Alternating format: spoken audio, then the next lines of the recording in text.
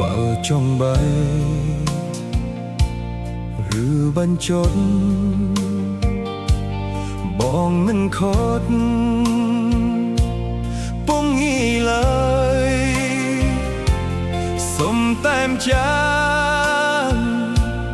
មេត្តាចុះត្រានត្រើយកុំយកបងជាឆ្លើយជន់ឈ្លីបេះដូងភ័ក្រតីឈប់យកលេសមកបញ្ឈឺមិនចង់លឺមិនចង់យល់ទុកឲ្យប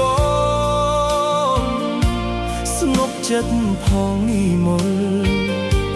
ព្យាបាលភាពអំពើស្លាកស្នាមអនុស្សាចាស់អូនមានថ្មីហើយដេកត្រាំត្រាយនៅចុងពីចោទថាបត់ពុំងីសាវ៉ាឲ្យស្រីក្រមចិត្តមានន័យយ៉ាងណាទៅស្រស់វងឹកបើបងខកពិតបងទេជាអ្នកដើរចេញ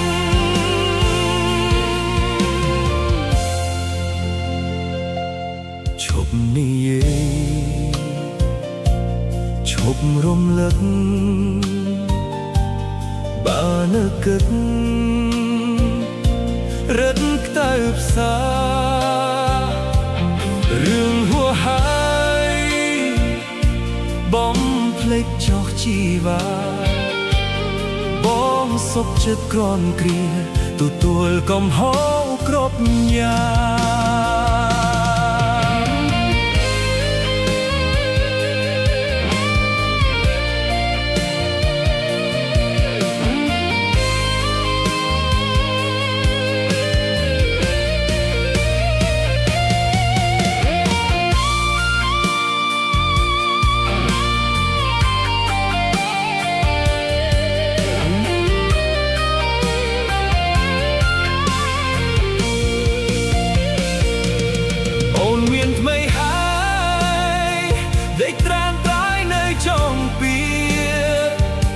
ចៅថាបត់ពុំងី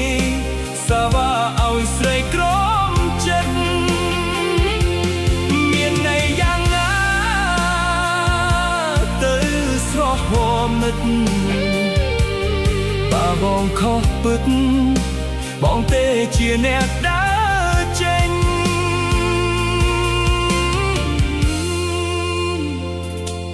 ឈប់និយាយឈប់រំលឹកបើនឹកគិតរឹតខ្ទើផ្សារឿងហួហើយបំភ្លេចចោះជីវ៉ាបងសុខចិត្តក្រំគ្រាទទួលកំហុសគ្រប់យ៉ាងបងសុខចិត្តក្រំគ្រាទទួលកំហុសគ្រប់យ៉ាង